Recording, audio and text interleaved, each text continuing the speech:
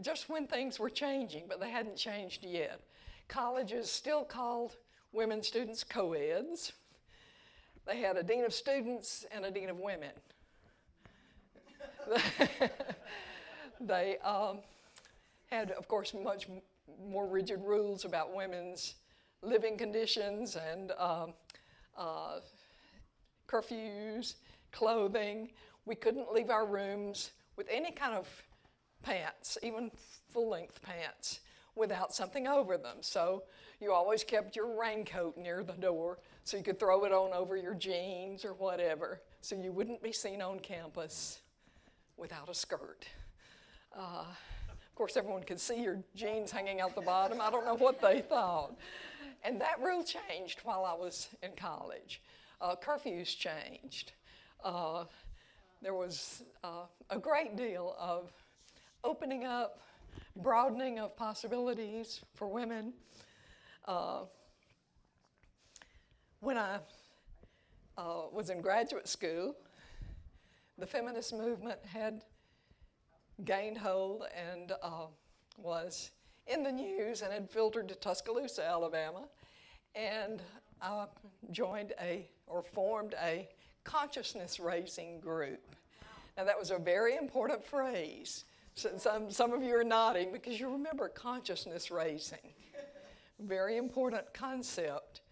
And in a consciousness-raising group, there were just 5 regular members in my group. And we could bring friends, but you shared your experience. Usually there was one topic for the day, like, have you ever been sexually assaulted? Or do you know someone who has?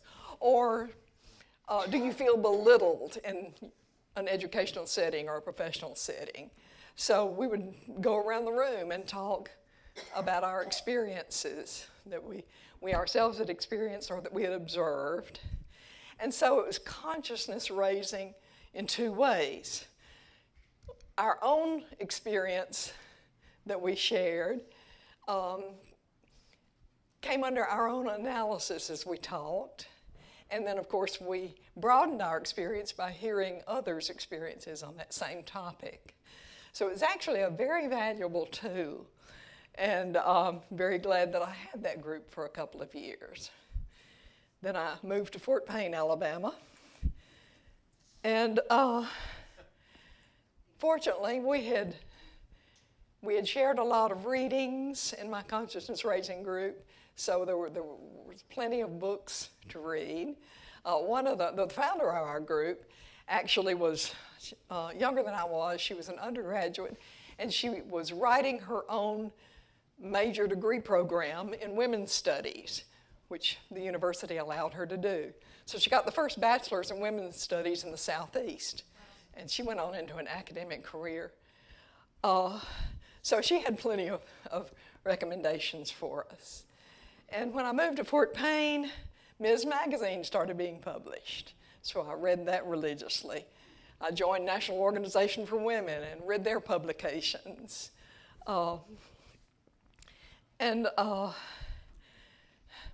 During this time in the 70s, the media, of course, picked up on the mid-century feminist movement.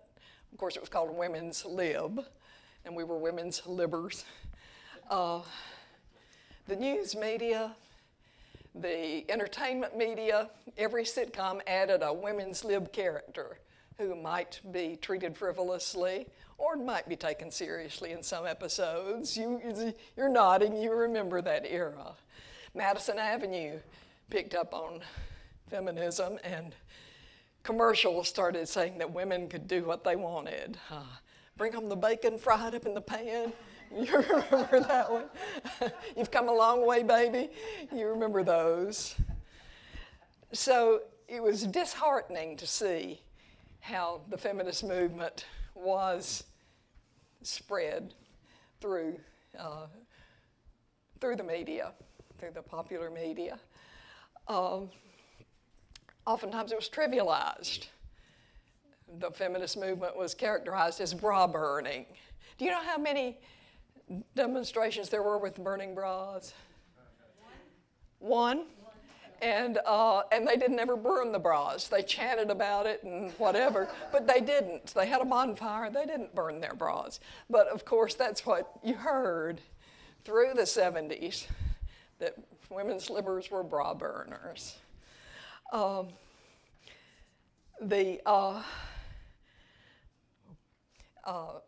Many of the causes themselves were belittled. Like, for example, one thing dear to my heart, since I'd studied English linguistics, was language issues. All men are created equal. And of course, someone would tell you, that means men and women. But of course, in courts of law, a judge might or might not say man meant a men and women. In some cases, it was decided that it did apply to everybody. In some cases, it was decided it didn't apply to women. So the language that we all think in was very limiting. And some of you probably read the work of George Lakoff.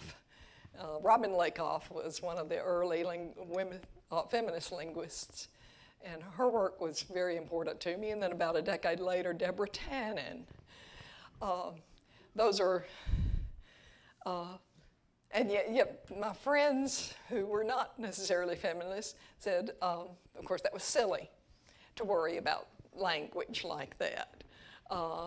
But then I became an English teacher. So then if you use an antecedent like everyone, what pronoun do you use to refer to that later? Is it always going to be masculine? There were still textbooks that said that was correct. Of course, I told my students otherwise. The easiest way around that, of course, is cast the whole thing in the plural. And so in the last few years, as the pronoun they has come to take on a singular meaning, I have cheered that on. That hasn't bothered me a bit as an old English teacher. In the workplace, as an English teacher, I had an advantage. I had a lot of autonomy in my classroom. So in linguistics, as I said, also in literature, I made sure that everyone saw what Mary Wollstonecraft said. I might skip over in our anthology, I might skip over some other works, but I made sure to show them the very reasonable, very logically persuasive arguments of Mary Wollstonecraft and others. And the writers who weren't necessarily feminists themselves. I made sure they knew who Phyllis Wheatley was in American Lit. And we spent a good bit of time on Emily Dickinson. And maybe not so much time on Hemingway, but, but it was a great luxury to be able to do that. I required all my English Lit 2 students to read A Room of One's Own by Virginia Woolf. It's not very long, and not a burden. So the workplace was one place that I could feel fully feministic, but there was also my position in the workplace as a woman, and I always was aware of representation, of how I was representing women in the workplace, aware that how I interacted with others would reflect on other women and the women coming behind me or other women in the workplace at the time. And as I went into administration, oftentimes I was the only woman in the room, and I was very much aware of presenting myself in a way that would, if possible, not reflect badly on the whole female sex, and as I said, make things easier on women in the future. So that meant, of course, being assertive when necessary, but watching out things like letting my voice get shrill. Remember, women were considered shrill. That was another word we heard a lot back then. During this, when you look back on that wave of feminism, sometimes it's called the second wave of feminism of the mid-20th century, there are some valid criticisms of it. Some of them are not so valid. Oftentimes it's considered very bourgeois, very middle and upper class. But I first learned about the ILGW and the Triangle Shirtwaist Factory Fire in Ms. Magazine. Ms. Magazine, by the way, had a wide variety of contributing editors. Another criticism that you often hear of that wave of feminism is that it was largely white. But Ms. Magazine had women writers on the staff from the beginning. That's where I encountered Alice Walker, and through her, Zora Neale Hurston. So some of these rather glib dismissals of those women back in the 70s have another side to them. I mentioned the going on into the 80s with linguistics, but also in the 80s is when I encountered critical theory. And that is the critical theory that critical race theory came out of, and critical theory as applied to other endeavors like feminism. So that broadened my understanding of feminism in the material circumstances involved in power structures and interrogating the power differentials, not just in individual workplaces or in individual interactions, but of course societal and socioeconomic class.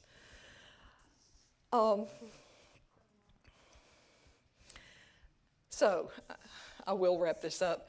You can tell I got a lot from the feminist movement all my life. I started out with a good head start with my mother, but I gained more understanding all through my life. What did I give back to feminism? Not enough. Not enough. It's ongoing. I saw a saying on Facebook the other day on the Birmingham Progressive Action Network page that I think applies to this very well. And that is, it's not a sprint, it's not a marathon, it's a relay. So I'm very glad to see you young women, and very glad to pass the baton on to you. Thank you very much for listening. And I'm going to introduce Mary Alice Stout here. She's going to tell you about some of us older women and our progressive women of Northeast Alabama. Thank you, Marilyn. Ready, right? Just tying on to what Marilyn just ended with, the reason I'm here is because I've heard about the younger women forming another progressive women, and I wanted to come and hear about it. And then I thought on the way over here, maybe I should take just a few minutes and talk about what the PWNA, the Progressive Women of Northeast Alabama, have been doing.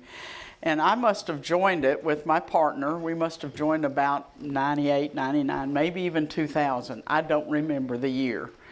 But we went to a meeting that was advertised in the newspaper in the section about different clubs that were meeting. And so I called and said, may my partner Ellen and I come? And they said yes. And it was a woman named Rita Grant that I know some of y'all know.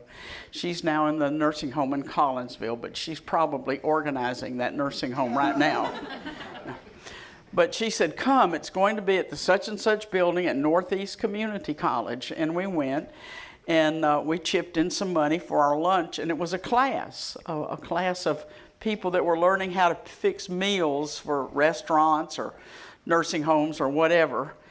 And at the end of it, they began talking about how they wanted to earn some money. And I earned my way for 6 years of college by working in Gatlinburg 7 days a week, 10 hours a day. So I know how to earn money. If you want something sold, just let me know. As a side, some people say that you could even sell shit on a stick. And I say, what flavor do you want? So they got to talking about how the master gardeners of Dekalb County were selling plants. And Margaret Baker got all the leftover plants. And we were going to set up at one of the festivals in Mentone and sell plants. And one of the members owned a lot, like a 2 to 4 acre lot that was part of that area where they had the festivals and sold things on the brow. So they were talking about selling plants. And after they got finished, I went to Margaret and I said, do y'all have some tents to set up to sell under the tents? No. And I said, could Ellen and I bring some canopies and set them up in case it rains or so we can have a little shade? That would be wonderful. You and Ellen do that.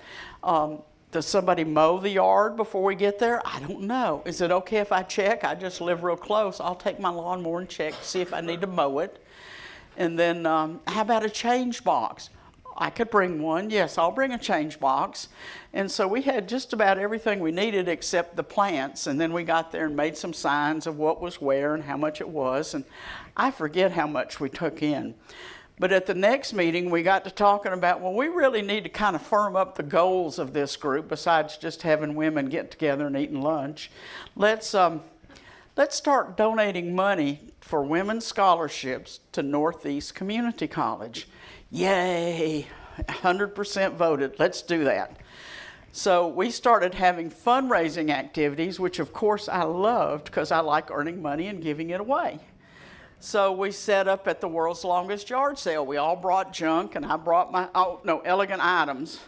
And I brought my canopies, and we set up and we sold all kinds of things.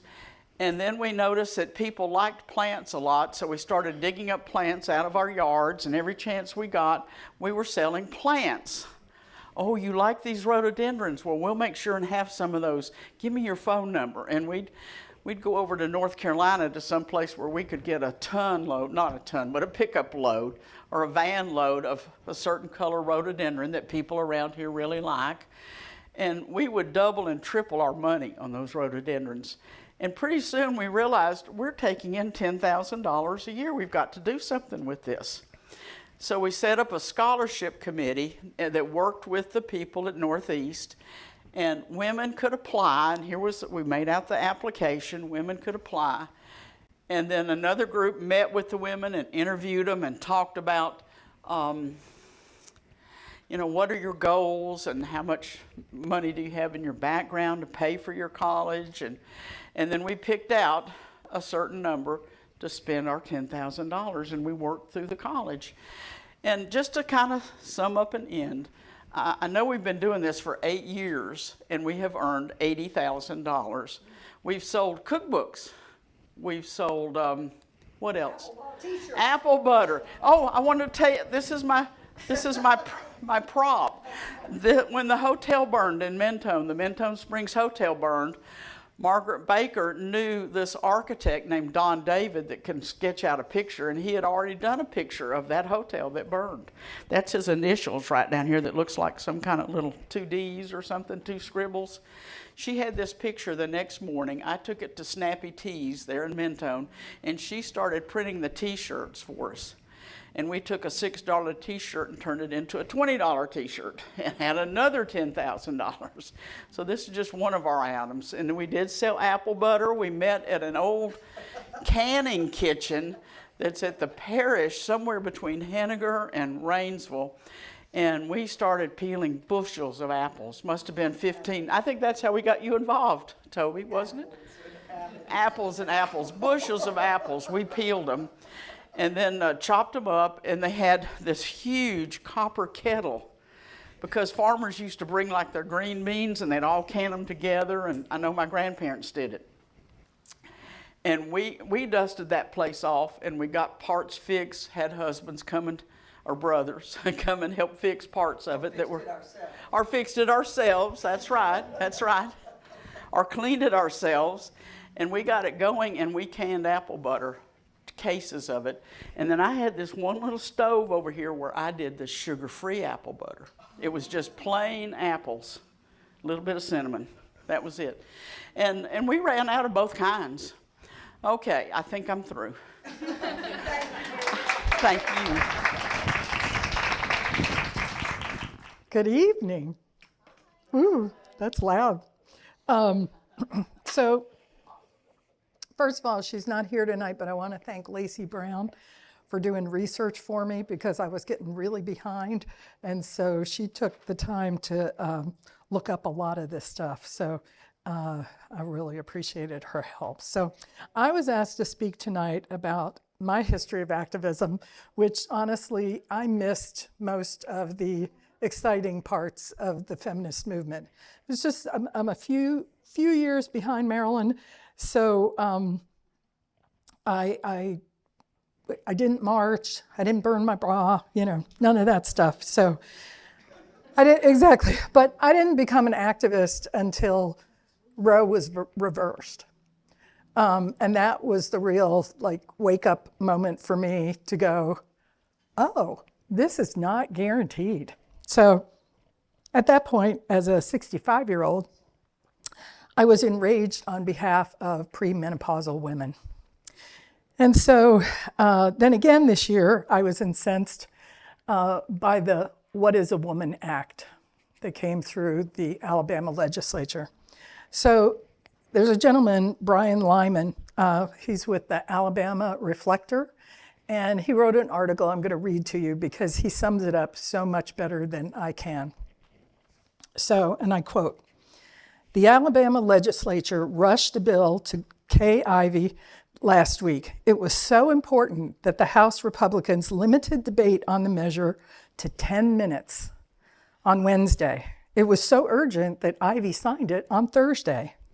You would hope legislation passed so swiftly would address a major problem in the state, like gun violence, the rural health crisis, or ongoing inequities in Alabama's public schools. And of course, your hope would be turned to dust. The legislation allows public entities to segregate men and women." And while not the explicit purpose of the What is a Woman Act, sponsored by Senator April Weaver, that's its functional effect. At first glance, the legislation is another attempt to drive transgender Alabamians out of public life. The bill requires the state to define a man or a woman based on whether you can produce sperm or ova, or whether you once could, or whether you might, or whether you hypothetically could. In one respect, it's a bathroom bill. So a transgendered man assigned female at birth, someone with a beard who does not look like a woman, would be in legal trouble if he uses the men's room, as Allison Montgomery of the Alabama Transgender Right Action Coalition told Allender Roca. You might see this outcome as absurd, but you lack the chromosomal insights of the Alabama legislature. And with any luck, you also lack their capacity for cruelty. After cutting off gender-affirming health care and banning transgender youth from participating in the sports of the gender with which they identify, it's hard to escape the conclusion that our state lawmakers love watching transgender people suffer. Weaver called this bill, quote, common sense. Common sense in this case means forcing a person to live with the torture of gender dysphoria and all the tragedy that can result. Alabama lawmakers keep trying to shove a world of fractal-like complexity into a binary mold, and they don't mind that innocent people are crushed. But keep reading the law. But keep reading the state's latest example of a gonad-based lawmaking, and you'll come to Section 4 of the law. Quote, Neither the state nor any political subdivision of the state shall be prohibited from establishing separate single-sex spaces or environments for males or females when biology, privacy, safety, or fairness are implicated, it says. Then it tells us to read that paragraph again, so I will. Listen again. Neither the state nor any political subdivision of the state shall be prohibited from establishing separate single-sex spaces, it's hard to say, or environments for males and females when biology, privacy, safety, or fairness are implicated. Then read the bill in its entirety and find me the sentence that limits this command to bathrooms. It's not there. What is there is privacy, safety, or fairness, terms that the bill neither defines nor qualifies. In attacking transgendered Alabamians, Ivey and the Alabama legislature have opened up the door to sex segregation. You may have one view of what safety means. A city official or school administrator who liked what the dominionist preacher said about the lust young women inspire in innocent young men might have another take on it. Possibly you have a vision that's fairness grounded in equal opportunity regardless of the background. The crank on your local school board, huffing X, Twitter, and whatever, might think it means fortifying the world's most mediocre men in any competition. It sure looks like Governor Ivey and the legislature have given these men the legal tools they need to create separate paths for our children and punish women for the high crime of occupying spaces less talented men want. Representative Susan DuBose, who carried the bill in the House and sponsored similar versions in the past, insisted on Wednesday that this language was meant to allow women-only dormitories, rape crisis centers, and prisons. But there is nothing in the state or federal law preventing the state from building women's prisons, or colleges building single-sex dormitories, or anyone from creating spaces to support female victims of sexual assault. In this vicious desire to harm the smallest group of people, we are allowing the government to separate men and women on the slightest pretext. Transgendered Americans have warned us about this for years. They told us these attacks were a prelude to the larger offensive against LGBTQ community and women. And here we are. Alabama officials needed 3 years to deprive a class of Alabamians of their civil rights and access to health care. Cowardly federal judges ripped up precedent and the Constitution to give them legal footing. And that gave the far right an example of how to discriminate and prevail in the court, and might have encouraged them to be bolder. Now we have a law, and the Republican-controlled legislature rushed through and Ivey signed with lightning speed that will give public officials and entities an unchecked ability to decide the nature of fairness and security for men and women. And if that means pushing women into segregated spaces, they can do so because they're defending them, you know? What is a woman? Apparently, it's the next group of Alabamians our lawmakers want to erase from view, end quote. So this is me speaking now. Just a couple points that Neil Rafferty, who is the only openly gay Alabama representative, introduced an amendment to this saying that it wanted to prevent the state from authorizing or permitting, quote, compulsory genital inspections, unquote, or the use of surveillance cameras or monitoring devices in or immediately outside of a single-sex space. DuBose did not support the amendment and asked the House to table it, and the Republican majority blocked the amendment. So the other co-sponsor, Weaver, says, quote, this bill is just based on fundamental truth as old as the book of Genesis and as reliable as the sun in the sky. Men are born men and women are born women, unquote.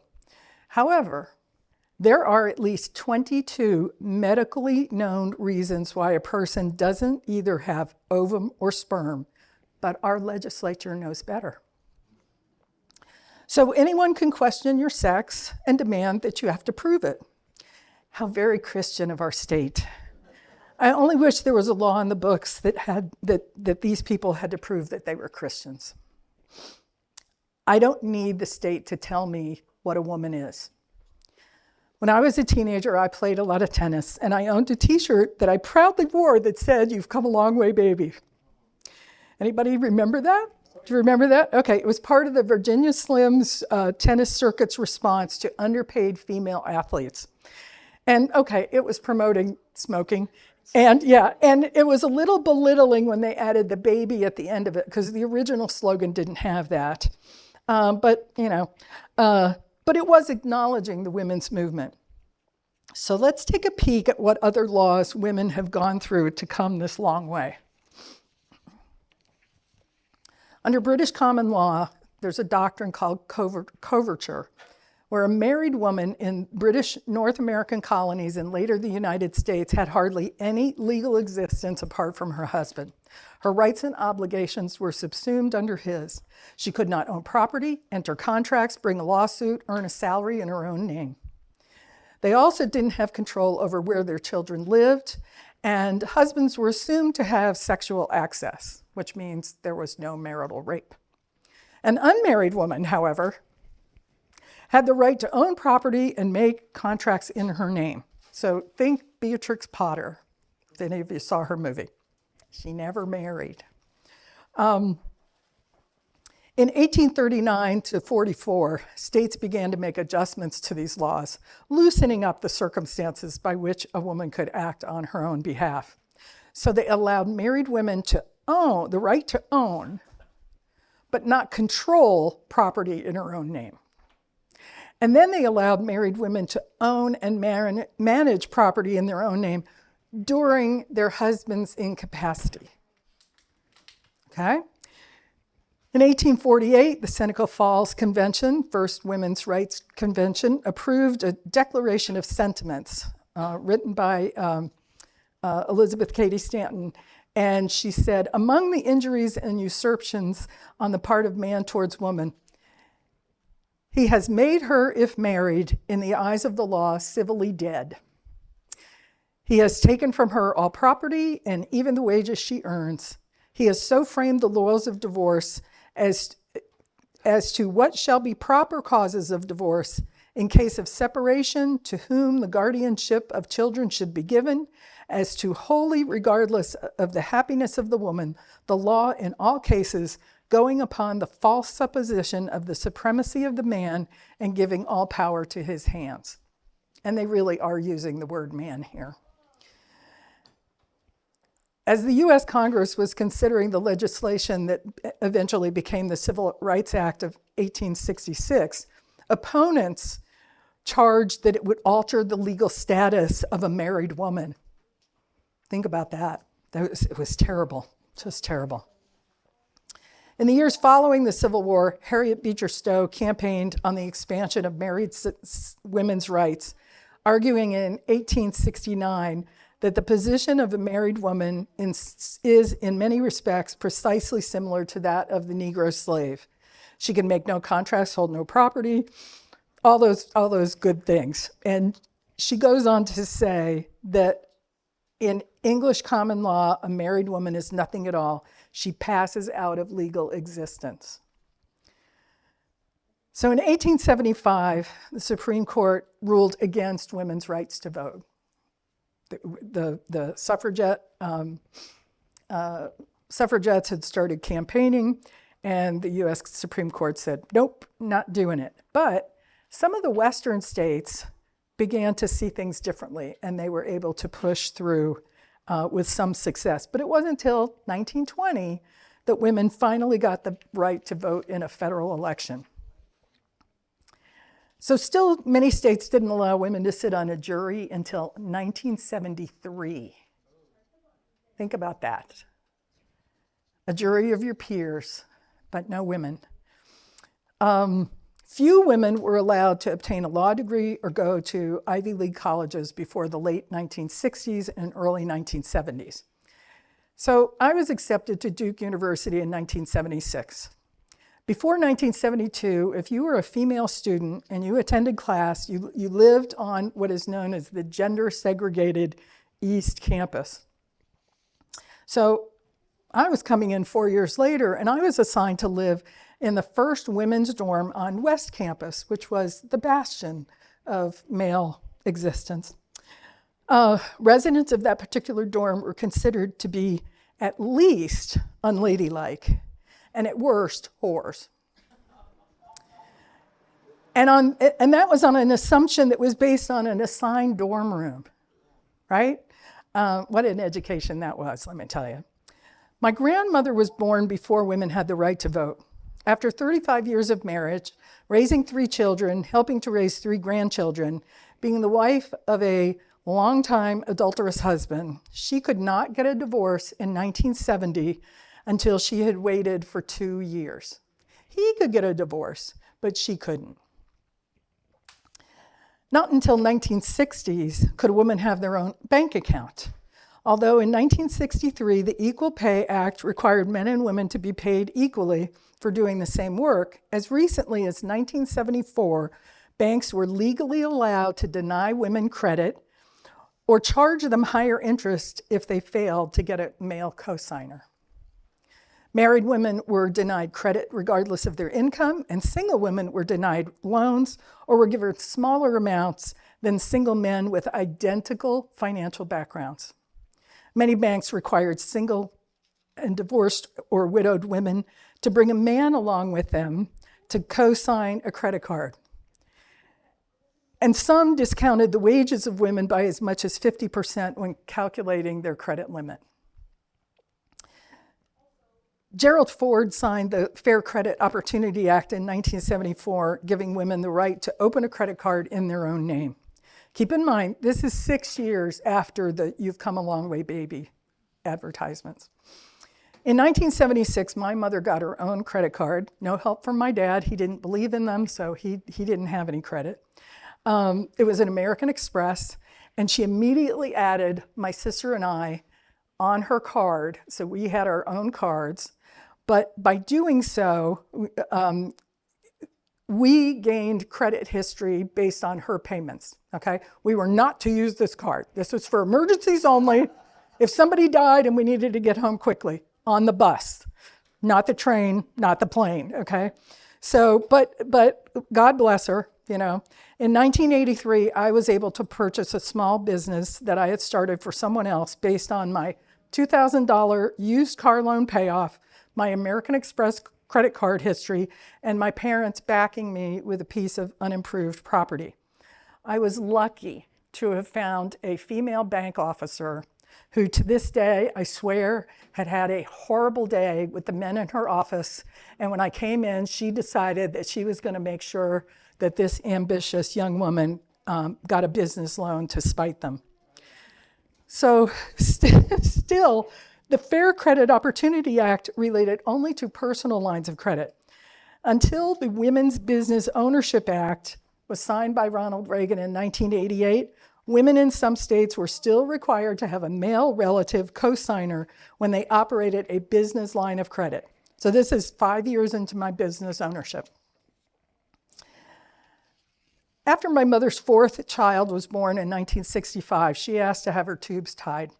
And the hospital refused, saying that if any of us kids died, she might want to have more. Or if my father died and she remarried, she might want to have children, you know, from that husband. So our family wasn't destitute, but we were definitely lower middle class. 4 kids was plenty. And my mother told me that when she suspected she was pregnant again in 1966 for the 5th time, she asked her doctor for a D&C, which, understanding our situation, he agreed to do. There's no proof that this was done illegally, as there were no tests done in advance. But I'm sure it was a difficult decision for both the doctor, who cared very much for our family, and for my mother. Not until 1965 could a married woman get birth control. And it was 1972 before a single woman won that right. In January of 73, women finally won the right to a legal abortion.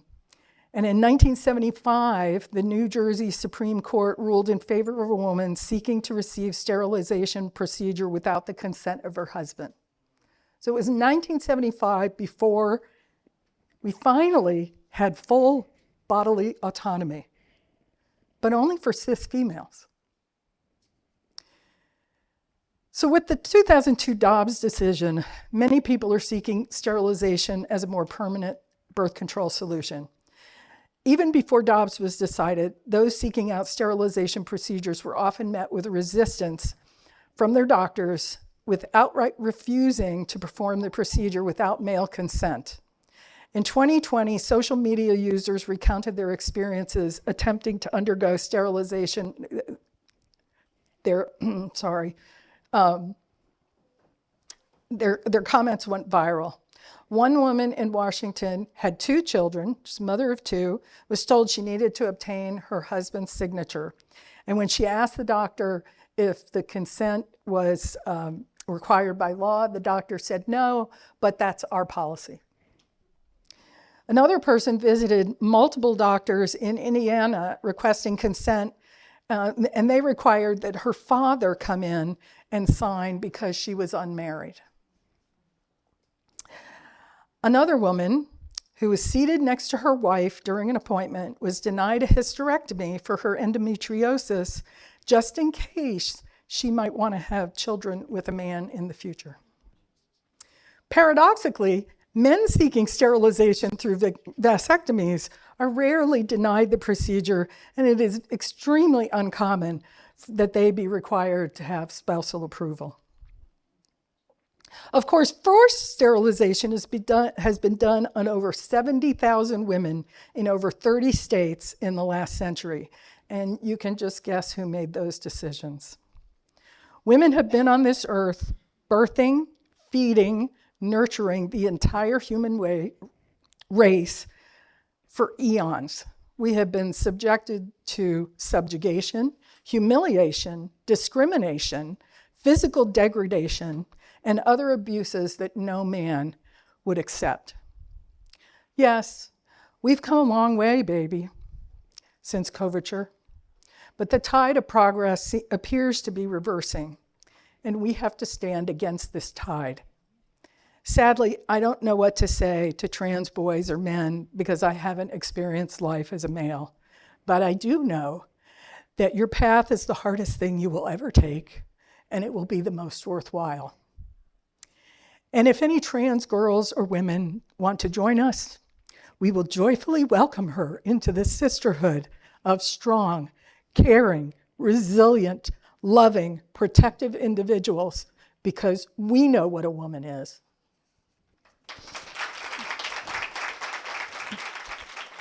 Thank you.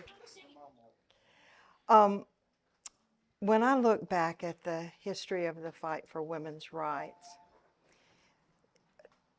you see that there's actually a different fight with every generation. It has a common thread through it, but the particular things that we're having to fight for are different.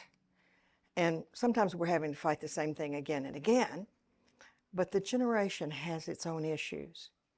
And when I look at my generation, I realize that in my fight for women's rights, I realize that it's not the specific issues that remain in my head.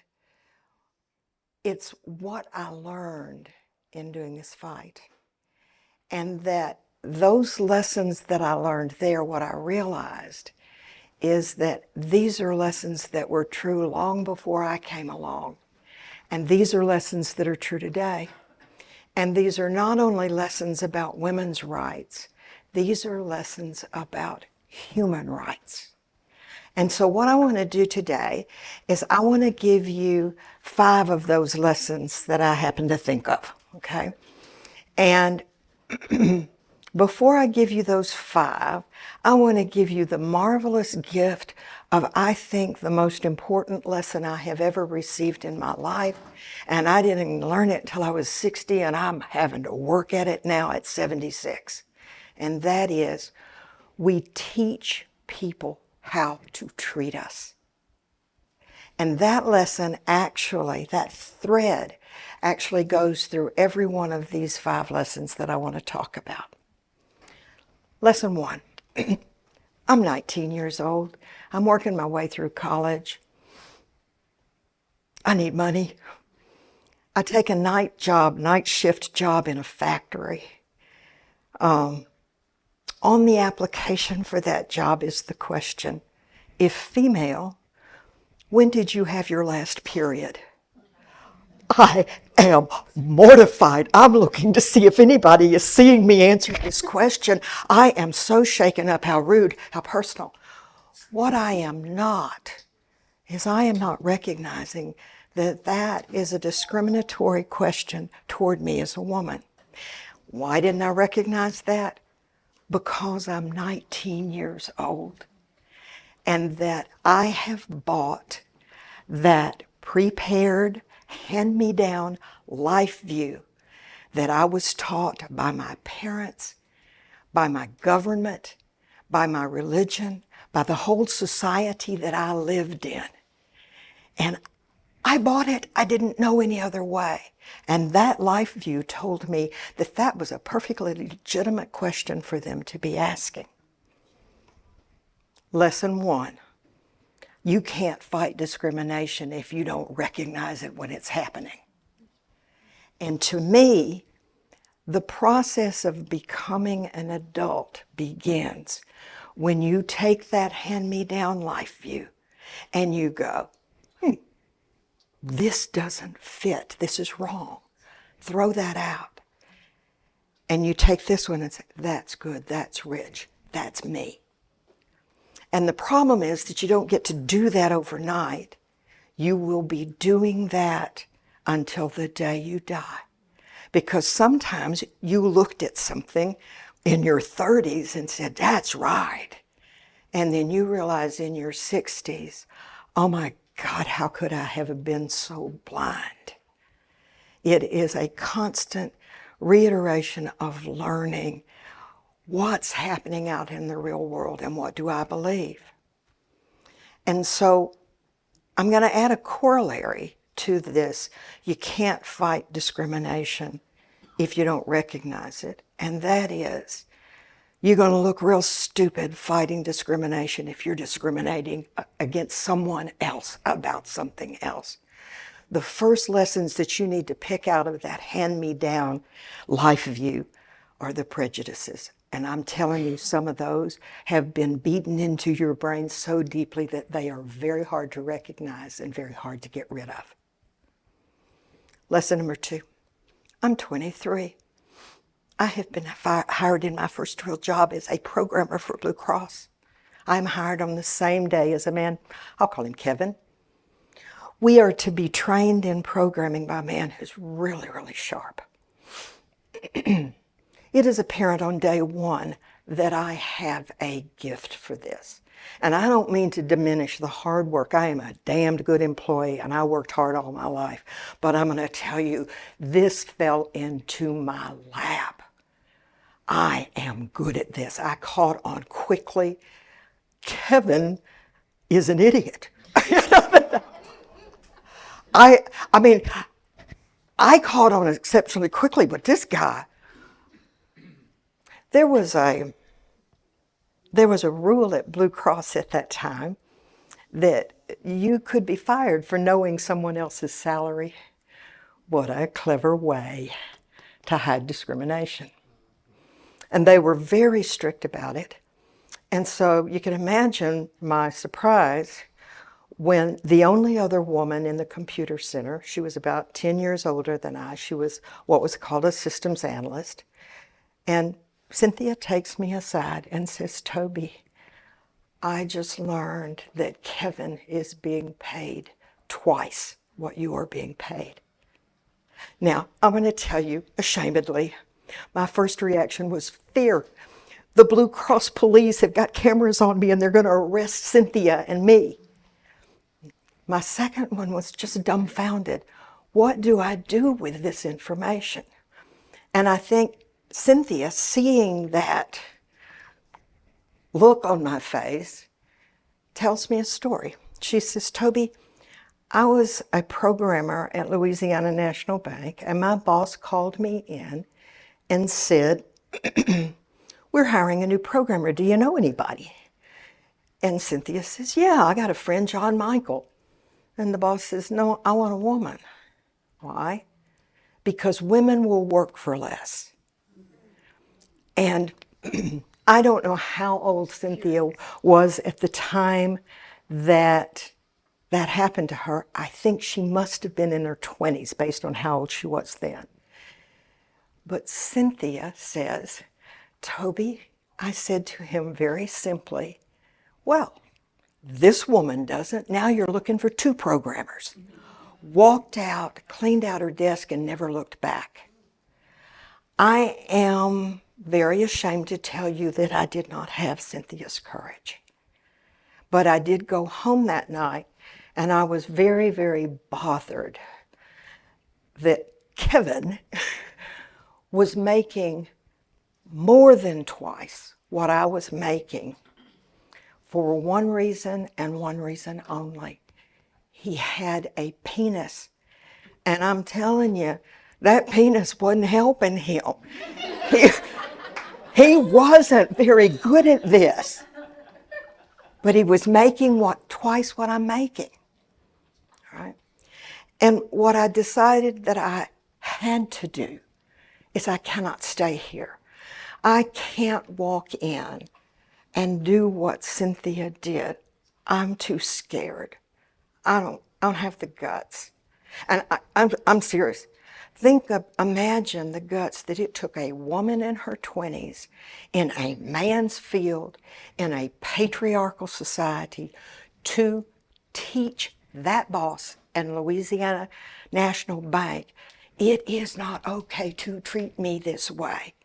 And to teach American society, it is not okay to treat women this way. What I did do is that night, I started looking for a job, and within 3 weeks, I was out of there. Okay? The lesson here, lesson number 2, is if you find yourself in a situation where you are being mistreated, where you are being discriminated against, if you are in any situation, whether it's at work or in a marriage or a relationship with your parents or with a friend, if you are not being treated fairly, it is incumbent on you to get out. And I know sometimes that is very, very hard. If you're a single mother and you're raising 3 children and you've got those mouths to feed, that is not an easy thing to do. But you must at least start a plan, maybe a 5-year plan. I got to get out of this. The longer you stay in that situation, the more you are becoming a part of the discrimination, and the more you're teaching the discriminators, this is okay with me. Lesson number 3. I took a job with the state specifically because state salaries are public information, and I wasn't going to find myself in a situation where I was being discriminated against. The problem is that I'm damn good at what I do. And so as soon as I get this job, they move me into higher and higher positions of responsibility. They put me in charge of a huge multi-year project with the state and the federal government. And they give me more work, and they give me more work, and they give me more work. And the general thinking is, by management, if you got a woman that works real hard, you can put whatever you want to on her, she will do it. And was I clever enough to realize this? No. Because they would call me, I would get calls from the computer center in the middle of the night saying, Toby, so-and-so program's not working, you need to get over here and fix it. And I would say, that's Paul's program, call Paul. And they finally told me, no, Toby, management told us to call you because you could fix it faster. I was so proud. I'm the best one. I'm going in at crazy hours. I'm doing other people's work. But look at me. I was not really realizing this is another form of discrimination. Now, what happened, I was a salaried employee, so I did not get paid overtime for this. I earned time and a half paid vacation. But you can't take vacation if you're running a 3-year project with the federal government. You want more money? I wanted a vacation. Coincidentally, lesson number 3, discrimination comes in a lot of different forms, and sometimes it's really subtle. And sometimes they dress it up with all these little pretty flowers that make you not notice that you are being discriminated against. Meantime, my roommate at the time worked in the personnel department of Louisiana State University. And the head of the computer center comes to her and says, I hear you've got a roommate who is a programmer systems analyst, which is what I was, and the best one. And she says, yeah. He says, well, bring her in. We really need somebody. I tell her, I don't want a new job, I want a vacation. If I start a new job, I have to build up vacation time. I want a vacation. She comes in finally one day and says, Toby, he is going to drive me crazy. Go in for the interview, turn down the job, and get him off my back. So I did. And so for the first time, I'm going into an interview for a job I don't want. And what that does is that frees me up to be me, Toby. I know my skills, I know my downsides, I know who I am. And so I was more cavalier and casual in that interview than I have ever been in my life. And when these 3 men, the director and 2 assistant directors, are men in their 50s, and when they finally got around to that inevitable question of, well, how do we know you're not going to have babies and leave us in a lurch? Literally, leave us in a lurch. Cynthia came out in me. I finally found that place in myself, the courage. And I very simply said, well, honestly, I am unable to have children.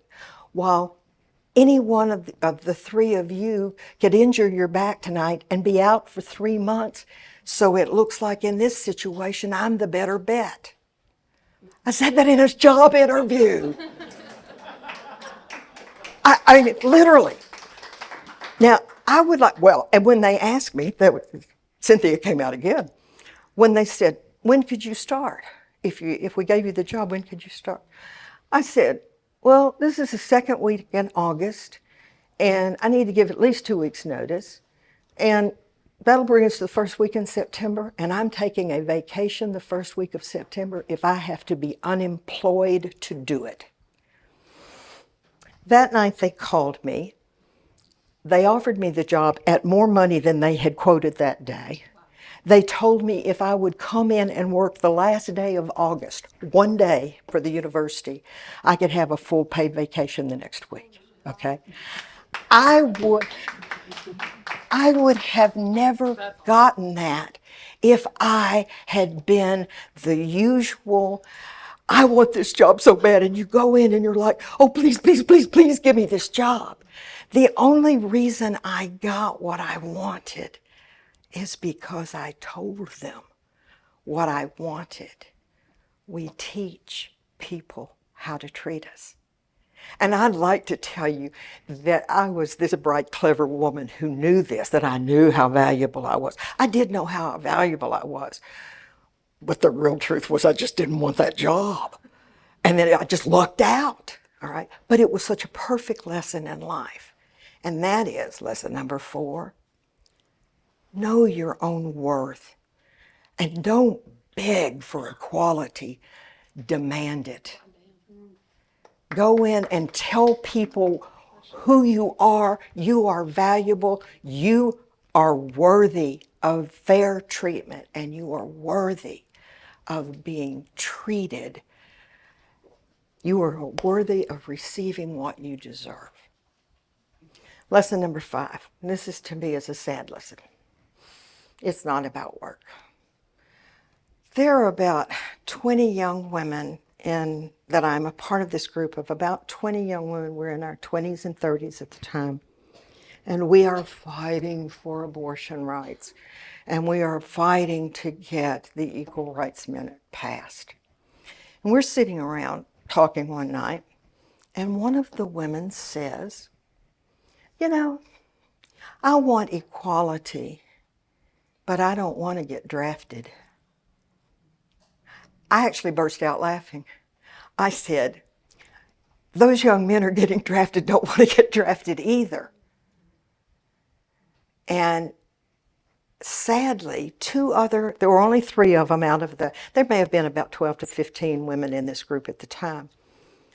But 3 of those women essentially said, you know, I want equality, but I want all the good parts and I don't want all the bad parts.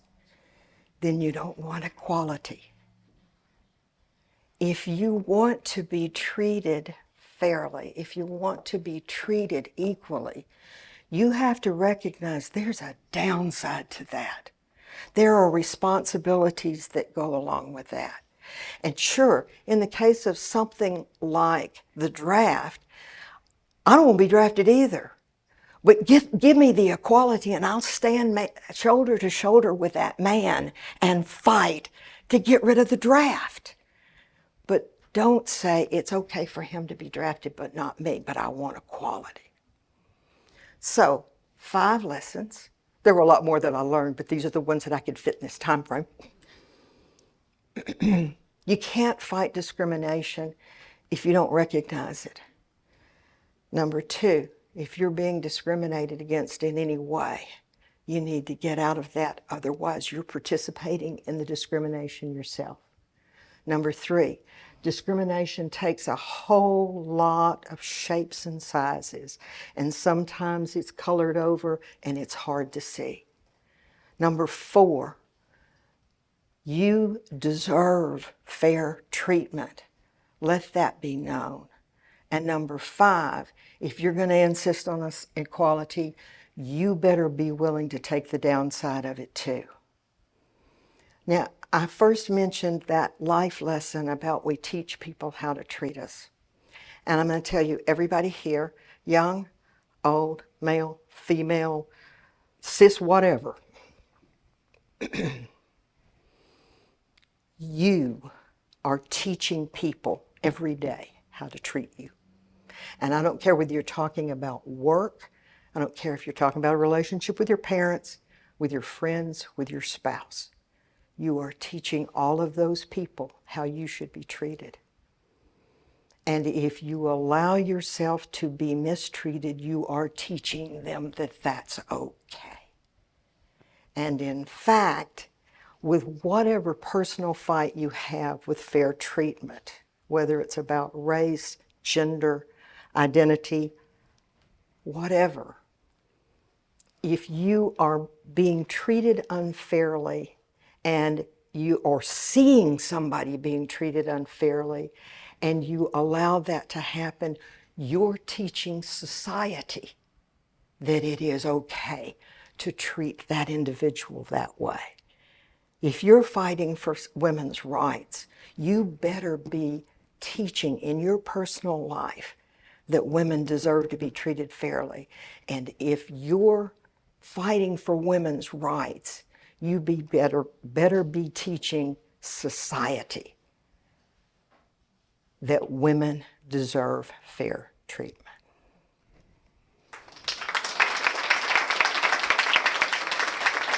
I want to add one more thing, and I try not to cry when I say this.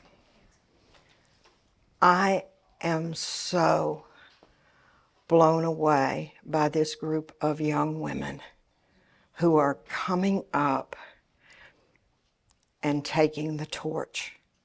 I have to tell you that we older folks, and you'll find out when it happens to you, we can't march as long, we can't stand as long, we can't do as much. And what we don't want to see happen is that torch just drop and burn out. And now I know that's not going to happen. Thank you.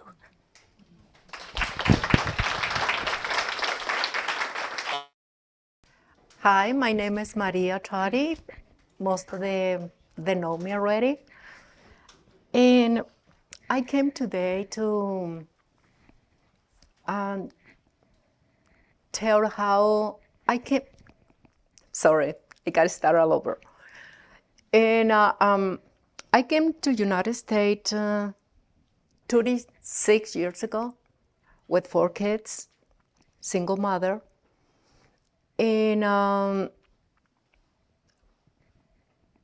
what I want, they telling you my experience to work, to be in here in this country with no Social Security, not speak English, with 4 kids in the house, no husband. My husband, we left him in Mexico.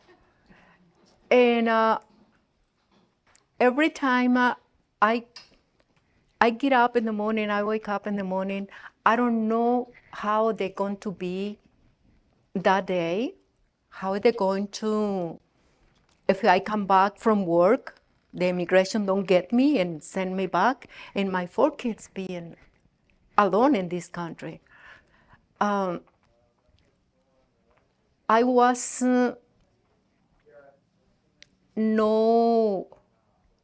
have no family because my family was very religion, Catholic, and don't accept divorce, don't accept the marriage is for life.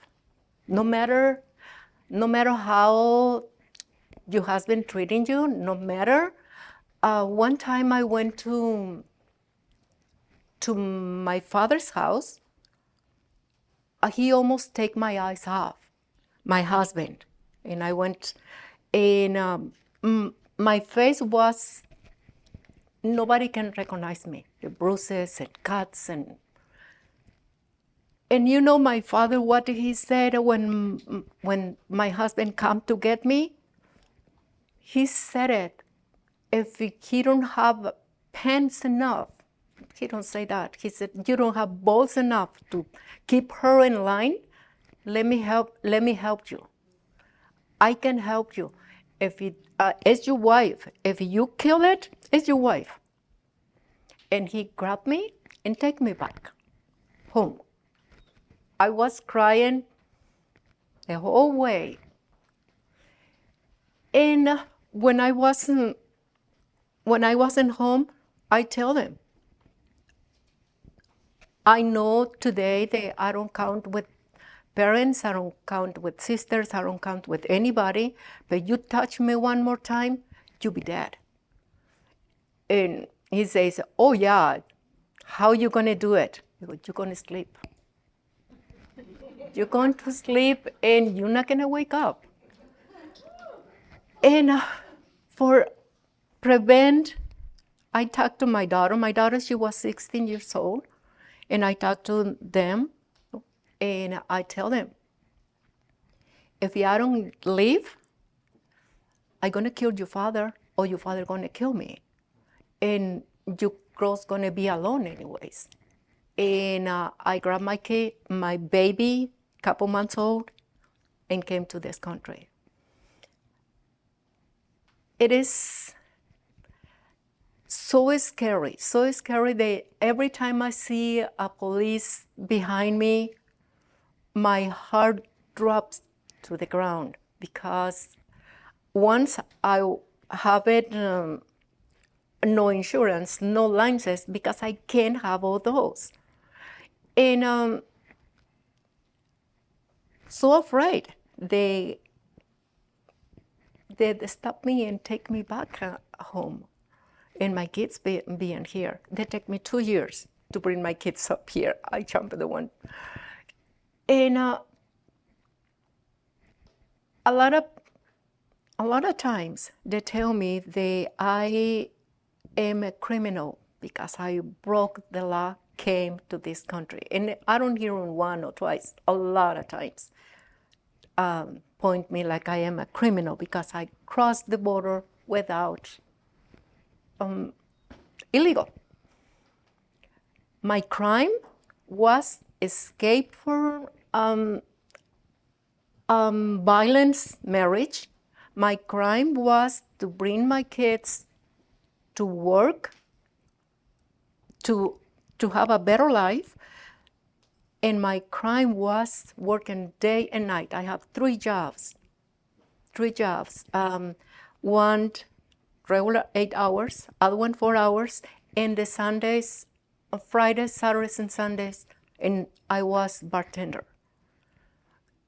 And in 6 years, my hard work was paid off. I buy a house, but I was illegal. I cannot have a house or property in my name because I don't have Social Security. And you need Social Security forget a loan, forget a house. I begged my mother, and she don't want it because she believed that my job, the bartender, wasn't an honest job. It was dirty money, the one I made. But finally, I convinced her, and she signed the papers like I buy the first house in my mother's name. And the rest, I found one man. I married him, and he signed the papers for my kids and I to be get a green card. And later on, right away when we can, we'd be American citizen. And now we are, all my kids and I are American citizens. But not everybody are lucky like me. They found someone to sign the papers for you to be American citizen. I know a lot of people that live in here 40, 50 years, they can't, they still the same way I was. And it's not easy. It's only when you know, like me, know how hard it is to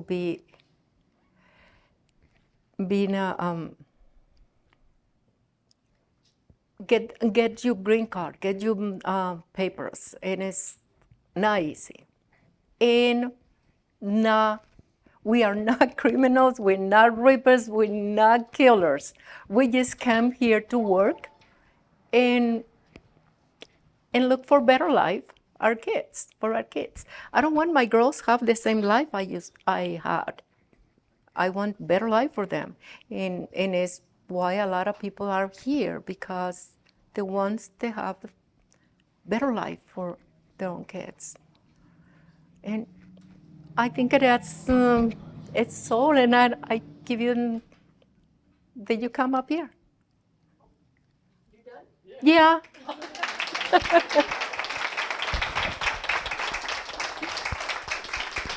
I really know was so prepared like you, like the other speakers, but I do my best. Maria, that was a beautiful talk. I really enjoyed it. Gracias. I'm Lida Simpson, and I've cut my speech in half. I'm sure you'll be glad to hear. I'm with the LGBTQI group of the Dekalb County Democratic Party, and I wanted to thank the Progressive Women's Action Coalition for inviting me to speak this evening and hosting this event. It's been wonderful. I have chosen to speak about two lesbian feminists of the second wave, and we've already talked about the second wave being the wave that started in about the 1970s, and you've already gotten all the history that I was going to share with you, so we're just going to say we all know about it now, right? I'm very proud of the two lesbian feminists I'm going to talk about because they were activists who really contributed an amazing role to the women's movement of that time. And not only that, both of these lifelong activists were born and raised in Alabama. So I think, that they are two women that we can really take a lot of pride in. They are part of the huge progressive history of this state that we sometimes forget. And maybe remembering this history tonight can help inspire all of us who continue in the struggle against the oppression that we're now facing in these dark times in America. First of all, I'd like to ask, how many self-identify as feminist in this room? And it's okay for guys to be feminist. All right, it's okay to raise your hand if you find, okay, wonderful. Anybody want to tell me what it means to you to be a feminist?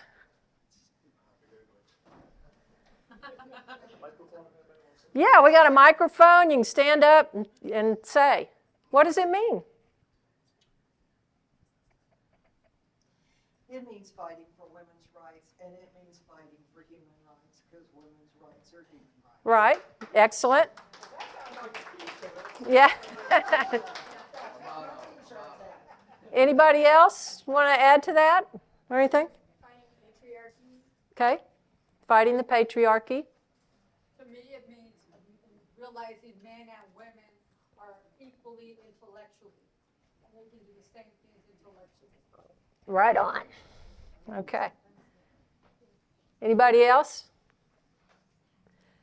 Yes. For me, it's embracing being female, not believing the conditioning that being male is better than being female. Okay. Excellent. Anybody else want to add to that? I think in a broader scope, as a guy who's also a feminist, is also recognizing that men were hurt by patriarchy too. The whole, you can't cry, you have to be tough, you have to be the breadwinner, you're a failure if you're not, is kind of the mirror image of what feminism is fighting from the female side of the coin. Right. Okay. All excellent definitions. I would say it's someone who supports the empowerment of women and the empowerment of men to be human, and not have to live those requirements. So yes. Okay, well let's move on to the two lesbian feminists of the second wave I'm going to focus on tonight. They are Dr. Minnie Bruce Pratt and Dr. Mab Segrest. They're both called doctor because they both obtained PhDs in English literature. So you got to really watch out for those English lit people because they can get really dangerous. I use the word lesbian a lot in this talk because they were both very out and proud lesbians, and that was very important to them when they came out in the 70s, and a time when it was rather dangerous to be doing that, even more so than what we're facing now. They were both born in the late 1940s and grew up in the same southern white segregated culture of small town Alabama, yet they managed to grow beyond it. The culture of their families groomed them to be quiet, God-fearing Southern ladies of education and manners. And that's not exactly how they defined their lives. They evolved into self-identified, quote, lesbian feminist warrior poets, end quote, in solidarity with Audre Lorde, who was the first feminist to describe herself as a, quote, black lesbian mother warrior poet, end quote. And many have called the second wave of the feminist movement the revolution led by poets. So two of them were from Alabama. Now I'm going to skip a little. Okay. Minnie Bruce Pratt was born in 1947 and raised in her hometown of Centerville. And Centerville is a small town of about 2,800 people just south and a little east of Tuscaloosa. Mab Segrest was born in 1949 in Birmingham, Alabama, and grew up in Tuskegee. We're going to see a little bit why that's been up there all night, where her family on both sides lived for over a century. Mab and Minnie Bruce were born just 2 years apart and grew up about 2 hours away from one another in South Alabama. Yet they never met until they both became activists within the emerging feminist movement of the 70s. Minnie Bruce wrote that as a teenager in 1965, she watched in horror on television as violence erupted on the Edmund Pettus Bridge in Selma, not far from where she lived. Approximately 600 mostly black civil rights marchers were marching from Selma to Montgomery on their first march for voting rights.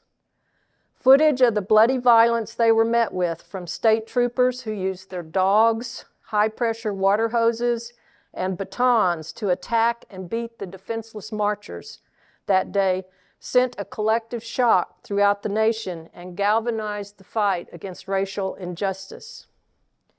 Minnie Bruce wrote in her book Rebellion that watching this horror unfold on television was the beginning of a sea change in her life that led to her becoming a political activist.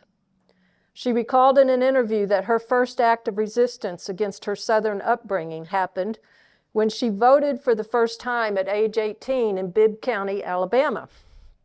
Her father was watching over her shoulder as she voted. When he saw that she was voting for a candidate identified with the image of a Black Panther on her ballot, he said to her, "You cannot do that." Minnie Bruce, at 18, turned around to her father and responded, "Yes, I can." And she so voted. From Mab Segrest's website, we learned that she also grew up into the crucible of the civil rights movement. Her childhood experience in Alabama's apartheid culture shaped her future work as an activist, writer, and scholar.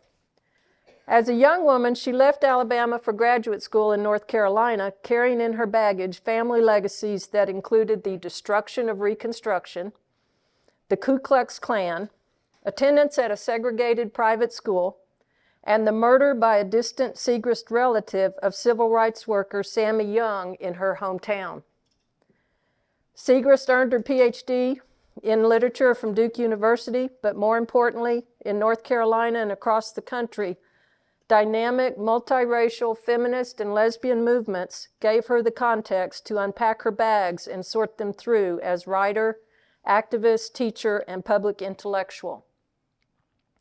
Minnie Bruce also left Alabama for North Carolina in her mid-20s to obtain her PhD in English literature from the University of North Carolina at Chapel Hill. By this time, she was married with 2 young sons. In 1975, Minnie Bruce came out to herself, her family, and the world as a lesbian. Her only regret, she later wrote, was that she came out before her divorce was final, and before she had obtained at least shared custody rights of her 2 sons. During her divorce, her husband demanded full custody of their 2 sons because of Minnie Bruce's honesty with him about being lesbian. If Minnie Bruce fought for custody, he informed her he would charge her as an unfit mother under crime against nature laws, in effect in many states at that time, which basically were if you were homosexual, you could be charged as a felon.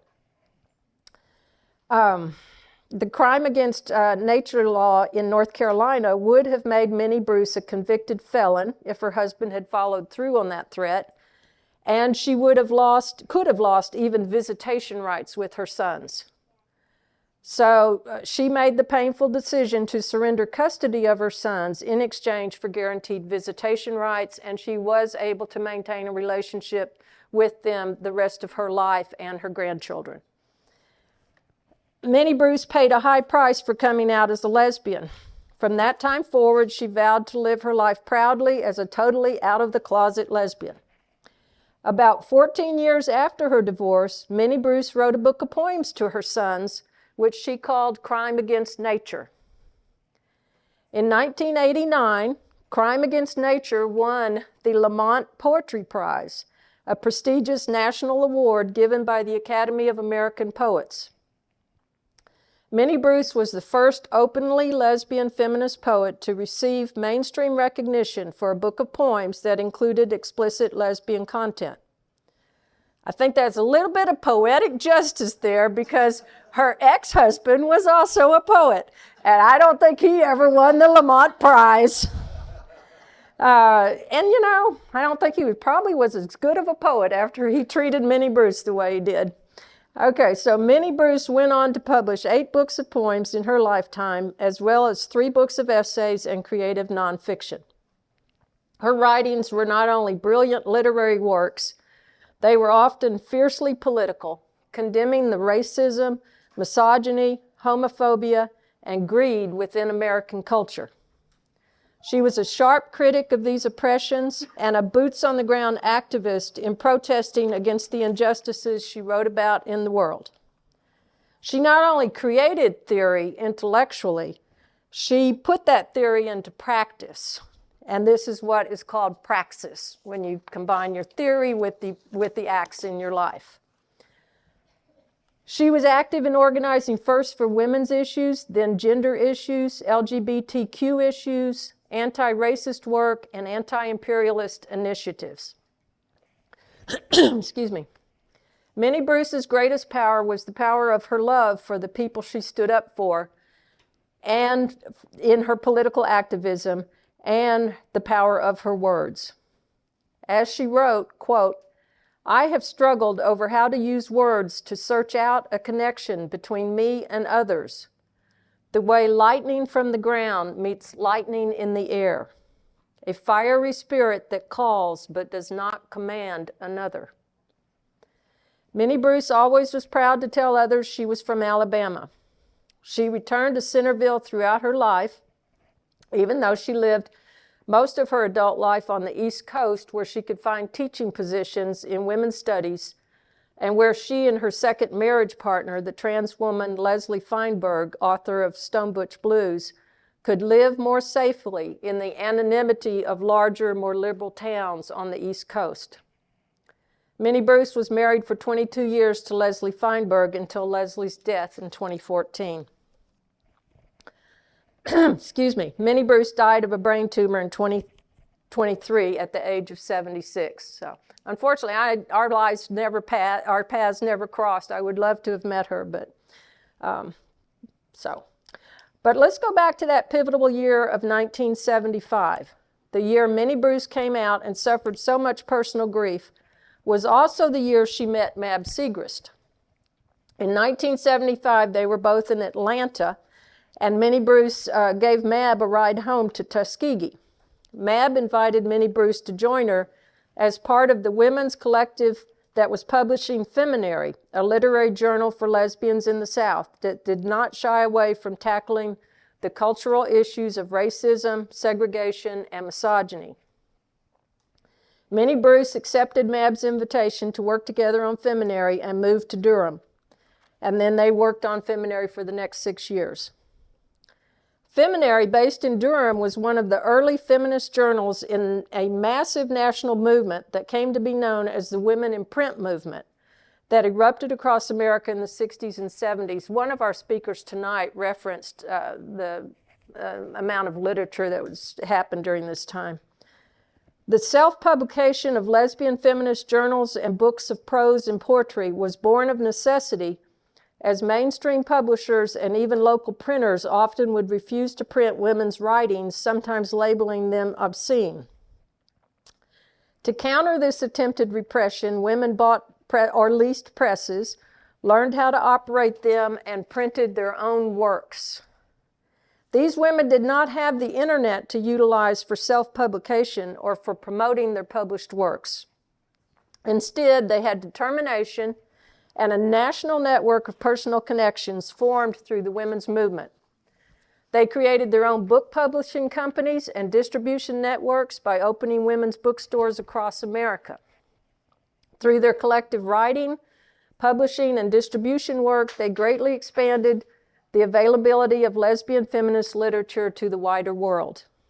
This literature often was political, with a focus on how to resist the patriarchy, and I'm still reading it today. I've got several of their books up here if after this evening, or if you want to look at those after the talk. Gradually, many of those independent presses did not survive, and bookstores did not make it. They were bought out by chains or larger presses that took over. But some have survived, even today. And we also, in this region, still have Karis Books and More out of Decatur, Georgia, which is a feminist bookstore. And it was Minnie Bruce's favorite women's bookstore, where she often read her poetry for over 40 years. You can still buy her books there, and please support your local or regional feminist bookstore. As Minnie Bruce wrote, quote, "Resistance writing has been and always will be part of liberation movements," end quote. She also said, quote, "My words and my actions have entered the current of struggle. They are alive in people. That's all I want." And some final words of inspiration from Minnie Bruce, quote, "We are living through a terrible period when the voices of the unashamed racists, woman haters, and queer bashers of my segregated childhood are broadcast from the highest public offices in the land. We are living in a time when, as William Faulkner of Oxford, Mississippi once said, the past is never dead, it's not even past. And yet, we are also living in the now, the only place where the future can be created. In this now, how will we bind ourselves to each other in solidarity? How will we strengthen each other towards renewed resistance to create a future where justice and mercy triumph?" Amen. Finally, tonight I want to share more about who Mab Segrest is with you, because I'm hoping that we might get her here sometime this summer as a speaker, and it would be fun. She is the author of 4 books of nonfiction, including her most well-known book, Memoir of a Race Traitor. And my favorite book of hers is Born to Belonging, Writings on Spirit and Justice. Her most recently published book is Administrations of Lunacy, about the history of it's not about the Trump administration. It could be. But it's about the history of the Milledgeville, Georgia Psychiatric Asylum. In her work as an activist, Mab chose to focus on fighting racism primarily in North Carolina. In 1984, she joined several other activists in forming the nonprofit North Carolinians Against Racist and Religious Violence, NCARV. For 6 years, NCARV fought the Ku Klux Klan and several other white supremacist hate groups in North Carolina with some success. As an activist, Mab learned how to call a press conference, build a computer database, interact with community agencies, organize white and black people in small towns and cities, and monitor and call to accountability the criminal justice system. In NCARV, Mab worked closely with North Carolina black civil rights leader, the Reverend Wilson Lee. She admired Reverend Lee and his wife Alice for their bravery in the face of the white supremacist hatred directed against them. In Memoir of a Race Traitor, Mab tells a very good story about Alice Lee that I would like to read right now. It's short. Okay. Alice Lee was as brave as her husband. She told me once about a series of threatening calls to their home. She would answer the phone only to hear a white male's voice. The first time he called with a string of obscene insults, she said, "That's your mama." The second time he called to harass her, she said, "That's your grandmama."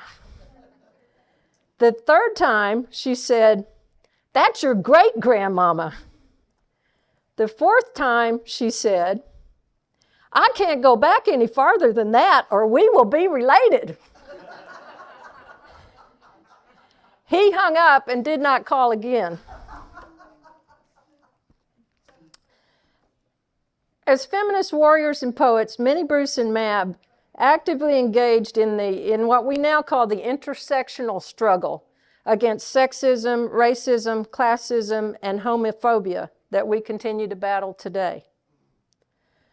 Waves build upon waves in the resistance to oppressive political forces within a country. Someone else talked about these waves earlier tonight. These waves do not disappear.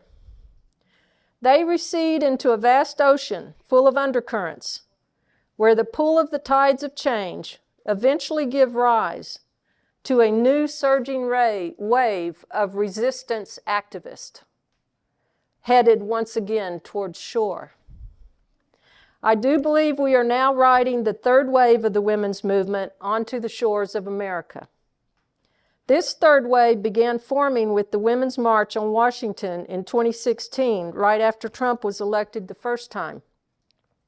And it gained momentum with the Me Too movement. We have yet to see what the full impact of feminist protest and political organization will be this time around. But I do believe that this third wave of feminists will do us proud.